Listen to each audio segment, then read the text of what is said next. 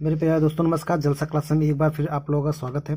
दोस्तों, आज हम एक नए चैप्टर की बात करेंगे। आप लोगों को क्या है कि 1 नंबर या 2 नंबर जो क्वेश्चन आता है या 4 नंबर का आता है, तो आज हम उसको आप लोगों को 1 नंबर, 2 नंबर और 5 नंबर फिक्स करा के जाएंगे। चलिए दोस्तों, हम बात करते हैं। ये हमारा चैप्टर है बहुपद पार्ट 2 का।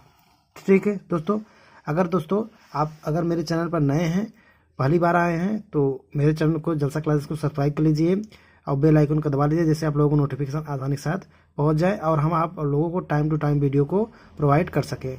ठीक है, चलिए हम देखते हैं। यहाँ पर दोस्तों, यहाँ पर देखिए बहुपद की परिभाषा क्या होती है, जिसमें बहुत से पद होते हैं। ठीक है, तो इसको हम अंग्रेजी में कहते हैं पॉलिनोमियल। क्या कहते हैं? पॉलिनोमियल। ये हमारा पार्ट 2 है। ठीक है, ये हमारा बोर्ड एग्जाम नज़दीक आ गया है, इसलिए हम क्या करते हैं, थोड़ा सा जल्दी जल्दी करके हम एक दृष्टि में यहाँ पर दिए अध्याय एक दृष्टि नज़र में जो भी बच्चे पढ़े हैं तो रिवीजन कर सकें। तो हम इसीलिए आप लोग वीडियो को बना रहे हैं या प्रोवाइड कर रहे हैं कि जैसे आप लोग परीक्षा में आप लोग अच्छी तरीके से नंबर को प्राप्त कर सकें। तो आप लोगों को आज मैं ये वीडियो बना रहा हूँ कि हाय दोस्तों, नमस्कार। जलसा क्लास में एक बार फिर आप लोगों का स्वागत है। दोस्तों, आज हम एक नए इंपॉर्टेंट टॉपिक की बात करेंगे। हमारा जो चैप्टर है हमारा बहुपद, तो बहुपद से आप लोगों को दोस्तों जो भी 1 नंबर का या 2 नंबर का या 4 नंबर का जो भी क्वेश्चन क्वेरी किया जाता है, तो आप लोगों का अगर आज ये वीडियो देख लेंगे तो आप लोगों को ये क्वेश्चन आप लोगों का फिक्स हो जाएगा। 100% आप लोगों का क्वेश्चन में ज़रूर पूछेगा। जो भी इस वीडियो को देखेंगे तो समझ लीजिए कि उनका क्वेश्चन इस पार्ट से बचेगा नहीं, तो वो क्वेश्चन हमेशा करके रहेंगे। तो यहाँ पर दोस्तों अध्याय 1 दृष्टि में सबसे पहले हम बात करते हैं कि एक घात बहुपद को रैखिक बहुपद कहते हैं। तो एक घात बच्चों यहाँ पर दिया है एक घात बहुपद, जिसकी हमारी एक घात होती है। जैसे यहाँ पर एक घात, जैसे हमारा x+2, ये हमारा देखिए x घात कितनी है 1, तो एक घाती बहुपद हम क्या बोलते हैं? रैखिक बहुपद। ये हमारा क्या हो जाएगा? ये हमारा रैखिक बहुपद कहलाता है। ठीक है, दूसरा दे दिया है द्विघात बहुपद को हम द्विघात बहुपद कहते हैं। हमारी अगर x की घात अगर 2 हो गया, 2x+3, ये बच्चों देखिए ये हमारा द्विघात समीकरण होगी, जिसकी घात 2 हो जाती है उसे हम क्या बोलते हैं? द्विघात बहुपद। क्या बोलते हैं? द्विघात बहुपद। इसी प्रकार यहाँ पर ये त्रिघात बहुपद को त्रिघात बहुपद कहते हैं, जिसकी 3 घातें होती हैं। जैसे मान लीजिए यहाँ पर x⁻3 + 5x² + 6x + 1 बराबर 0 नहीं, ये देखिए इसकी अधिकतम घात कितनी है? 3 है, तो इसको हम क्या बोलते हैं? त्रिघात बहुपद।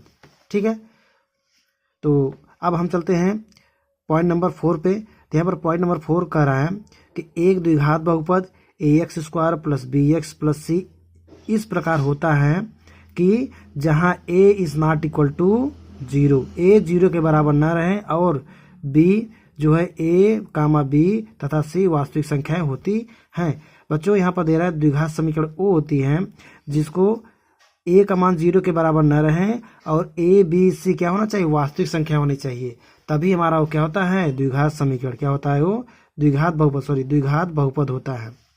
तो आप लोग द्विघात बहुपद की परिभाषा जान चुके होंगे। तो अब हम चलते हैं पॉइंट नंबर 5 पे। पॉइंट नंबर 5 बच्चों कह रहा है एक बहुपद जो px के शून्यंक उन बिंदुओं के x निर्देशांक होते हैं जहां y बराबर px का ग्राफ x अक्ष को काटता है। मैं आप लोगों को इस प्रकार बताता हूं। देखिए, जिसे मान लीजिए ये हमारा ये हमारा y अक्ष है, ये हमारा x अक्ष है, ये हमारा y अक्ष है। तो बच्चों यही कह रहा है इसमें कि एक बहुपद जो px है जो x अक्ष को बिंदुओं पर काटता है। जैसे मान लीजिए ये हम कर रहे हैं, देखिए ये हमारा जो है हमारा x अक्ष ही है, तो x अक्ष पे जितनी पॉइंट पर कट रहा है तो वही हमारा ये क्या हो जाता है? शून्यक हो जाता है। क्या हो जाता है? शून्यक मतलब होता है दोस्तों, यही हमारा बहुपद का हल होता है, शून्यक होता है, यही कह रहा है। ठीक है, आशा करता हूँ आप लोग समझ में आ रहा होगा। वीडियो को सब्सक्राइब कर दीजिए। चलिए हम क्वेश्चन नंबर 6 पे चलते हैं, या पॉइंट 6 पे चलते हैं।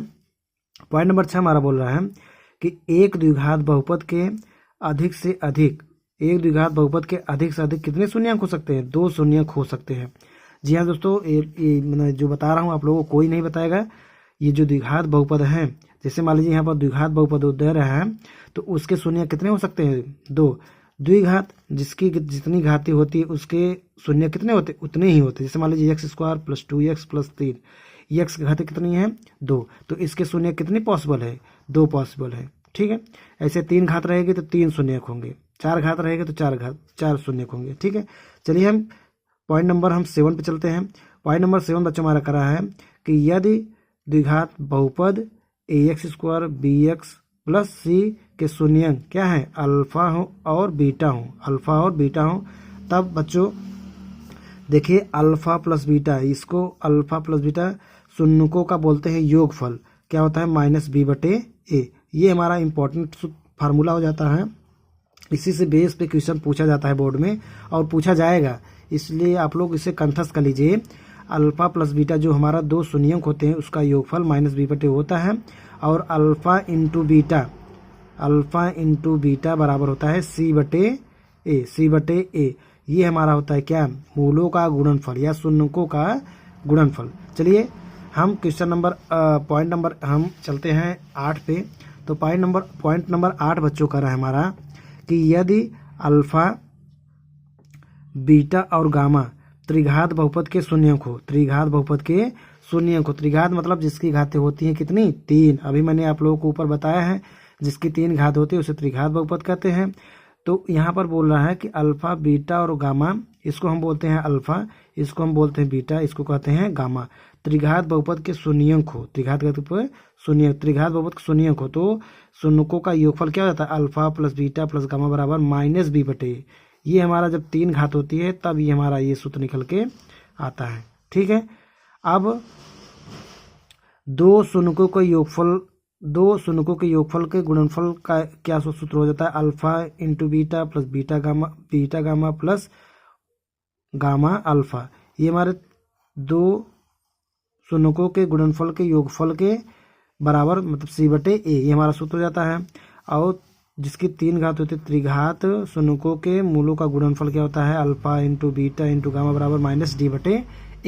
ये हमारा मतलब मोटा मोटा क्या होगा कि जो बहुपद का चैप्टर होता है, ये हम मोटे चैप्टर ले लेते हैं कि देख लिए कि हमारा मूलों का शून्यकों का योगफल क्या होता है जब 2 शून्यक होंगे, 3 शून्यक होंगे। ठीक है, चलिए अब हम क्वेश्चन पे चलते हैं। क्वेश्चन किस प्रकार बोर्ड में पूछा जाएगा और किस प्रकार हम उसे हल कर पाएंगे, किस प्रकार हम उसको प्रश्नों को अपने नंबरों को फिक्स कर पाएंगे। चलिए देखते हैं यहाँ पर बहुकल्पीय प्रश्न पे। चलिए बच्चों यहाँ पर देखिए बहुकल्पीय प्रश्न जो हमारा 1 नंबर का पूछा जाएगा। हम चर्चा कर रहे हैं बहुविकल्पी प्रश्न 1 नंबर के लिए, 1 अंक के लिए। ठीक है, तो यहाँ पर हमारा पहला क्वेश्चन दे दिया है कि एक द्विघात बहुपद के अधिक से अधिक शून्यकों की संख्या होगी, सबसे पहले देखिए हमारा ये क्या है? द्विघात बहुपद। क्या है ये? द्विघात बहुपद में घात कितनी होती है? 2 घातें होती हैं। ये देखिए बच्चों 2019 में और 2024 में ये प्रश्न पूछा गया है। आशा करता हूँ कि ये 2025 में जो बहुकल्पी में पूछा अवश्य जाएगा। देखिए द्विघात बहुपद है तो द्विघात बहुपद में घाती की संख्या कितनी हो जाएगी? 2। तो हमारा बी का 2 आंसर सही है। अब हम चलते हैं क्वेश्चन नंबर 2 पे। पूछ रहा है बहुपद x² + 7x + 10 के शून्य हैं। अब देखिए पहला विकल्प दे दिया -2, 5, बी विकल्प दे दिया -2, -5, सी विकल्प दे दिया 2, 5, डी विकल्प -2, 5। अब हम इसे हल करके देखते हैं कि इसके शून्य क्या क्या हो सकते हैं। ठीक है, तो यहाँ पर हमारा दे दिया है x²। ठीक है, यही x² + 7x + 10, यही हमारा बहुपद दिया था। तो बहुपद हल करने के लिए हम पाते हैं इसको हम इसमें मल्टीप्लिकेशन करते हैं। ठीक है, तो अब हम इसका गुणनखंड करेंगे 10 का। तो इसे हम लिख सकते हैं 5x + 2x + 10। ठीक है, अब हम यहाँ से क्या कहते हैं x कॉमन लेंगे। तो x कॉमन लेंगे तो बचेगा x + 5। ठीक है, अब हम इसमें और इसमें 2 कॉमन लेंगे तो बचेगा 2, x + 5। ठीक है, तो ये देखिए हम इसमें कॉमन लेते हैं, इसमें तो हमारा x + 5 कॉमन है तो x + 5 कॉमन ले लिए हैं। दूसरे क्वेश्चन का क्या बचा? x + 2। ठीक है, तो ये हमारा मान निकल के आया। अब हम यहाँ से निकाल सकते हैं x बराबर -2, x बराबर -5। तो x का हमारा 2 मान हो गया। यही हमारा जो है शून्यक है। क्या है? इसे शून्यक है, इस बहुपद के शून्यक है। क्या क्या? -2 और -5, तो जो विकल्प आया -2 -5 तो वही हमारा विकल्प, देखिए हमारा -2 -5 विकल्प ए में आ रहा है, तो हमारा विकल्प ए सही हो जाएगा। ठीक है, चलिए हम क्वेश्चन नंबर नेक्स्ट पे चलते हैं, क्वेश्चन नंबर 3 पे।